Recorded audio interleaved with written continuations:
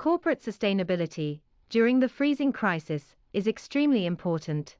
CII Southern Region. The Confederation of Indian Industry, on Thursday submitted a set of recommendations to the Tamil Nadu government stressing the need for continuing economic activity even while undertaking all precautionary measures to stop the spread of coronavirus in the state. The CII noted that after almost 2 years of combating the health emergency, it is critical to ensure that economic recovery remains on track to enable people to recover to pre-pandemic income levels. The industry body said since Omicron is highly transmissible, but a mild variant of COVID, restrictions to contain its spread should be based on the hospitalisation rate rather than positivity rate. It also added that restrictions in the case of high hospitalisation rate should apply to micro-containment zones rather than at district or state levels. In its letter to Tamil Nadu Chief Minister Stalin, CII suggested the government to consider social and economic activities separately. Social activities, in particular mass gatherings for any social sports,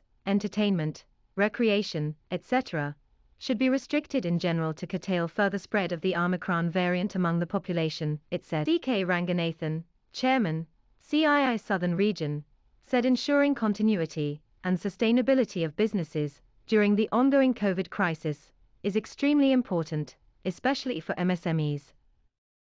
He added that CII is working with the Tamil Nadu government towards business continuity and supporting MSMEs to overcome the economic downturn by facilitating cross-sector initiatives and policy interventions. In its letter, CII recommended a containment strategy based on micro-zones, which are small, clearly marked geographical areas identified and demarcated by district administrations to monitor and manage the outbreak. The industry body also said random sampling for testing and seropositivity and early warning systems will facilitate tracking the spread of the contagion and considering response measures. A combination of vaccination rate, hospitalization incidence and seroprevalence, if available, should be used as parameters to determine containment and subsequent opening of micro-zones and the level of restrictions. Containment at micro-zones should be considered only when available hospital beds are 75% occupied. Depending on this,